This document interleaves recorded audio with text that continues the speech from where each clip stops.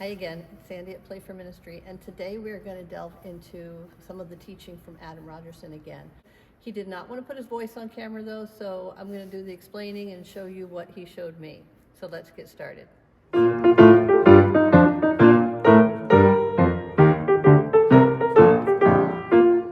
Adam started our session by just making a couple suggestions for beginner, intermediate, even advanced can use this, but it's a good way to get started with improvising in the left hand.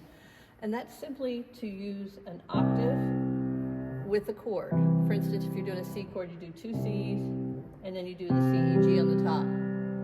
Now, a little bit better variation of that, gives you a little different sound, is to do the C octave, and then come up and do the inversion. Instead of doing C, E, G, to put this G down here and get a G, C, E.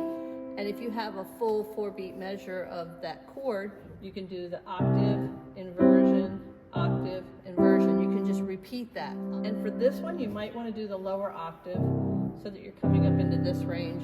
We do try to avoid making a lot of close together notes down here once you get below C, maybe B or A. I don't like to do a lot of 3-note chords down lower than this right here. But you could do that low octave and you could do the inversion.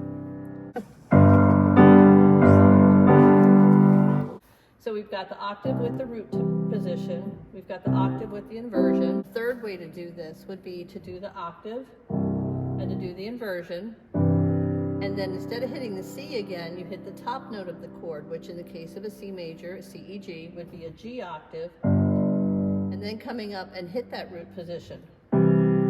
So the sound you get is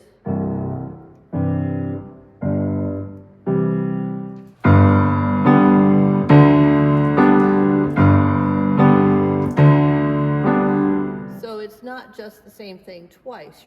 So those are 3 not super complicated things that you can do with your left hand, especially if you're just starting out. All right, let's pull the hymn book out here. Let me show you something that Adam was talking about. The second thing he got into was something that he calls a walking bass.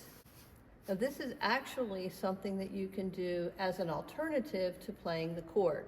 For instance, if you're starting out with the C major chord in a song, instead of playing an octave or a chord here, you could just simply take this C here, following your key signature, so in this case, no sharps, no flats, and just go down. In this particular song here, this is When I Survey, and when I hear this technique, this is the song that comes to mind for me. Not sure why, but it is. So we are in the key of F, so we've got B flats to deal with. So we can do it. I think it fits well in the first 2 measures. We'll just play the right hand as it is in the hymnal. So we're starting on an F chord. So we're going F, E, D, C. Now this one you can just keep kind of doing little runs in the left hand. And bring you back to that F chord there. So that's a really good use of it. Another situation is in Nothing But the Blood.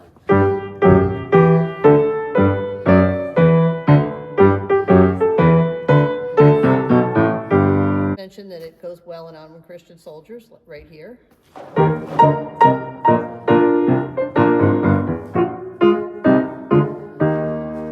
Goes into Power in the Blood.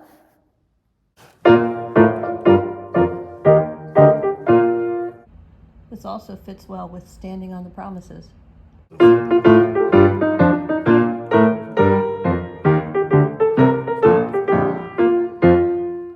And one that surprised me a little bit was Hark the Herald.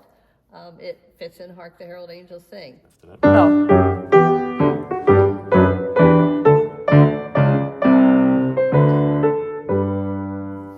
Now, with this walking bass, there's some little variations that we can do.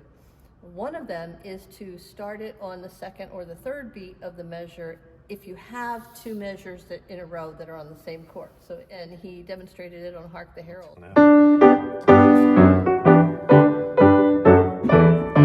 Another way to add some variety to this technique is to change up the timing and the rhythm a little bit.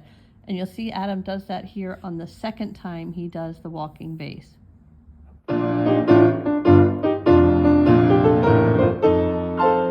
And it's something that you can use in a lot of different songs, It is something that you don't want to overuse, but sometimes if you just play it more gently, you get a little bit of a different flavor to it, but you don't want to use it all the time.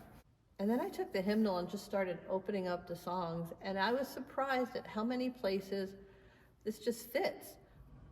Adam then went on to talk about some things that you can do when you have 3 notes that are the same, that are in a row. Perfect example is Nothing But the Blood. And he showed me this little roll that he does with his right hand that I thought was very interesting. In this hymnal, we're in the key of G, and we have What Can Wash Away My Sin. So we've got the 3 G's in a row, okay? He does this little roll with his hand, and he mentioned that during a song, in the middle of the song, if he's going to do a little rolled chord, he often will roll that chord down. Sometimes at the end of a song, if he wants kind of a peaceful ending, but usually at the end of a song, if he's rolling a chord, he'll roll it up, but during the song, he'll roll it down. This particular one, he showed me, it goes down and then back up again. So he takes, for instance, this G chord, and he does, we've got the G chord here with the G on the top, so we've got notes 1, 2, 3, 4, 5, 6, 7, 8. So he takes 8, 5, 1, 3, 8. He's going down and coming back up, but catching different notes in the middle.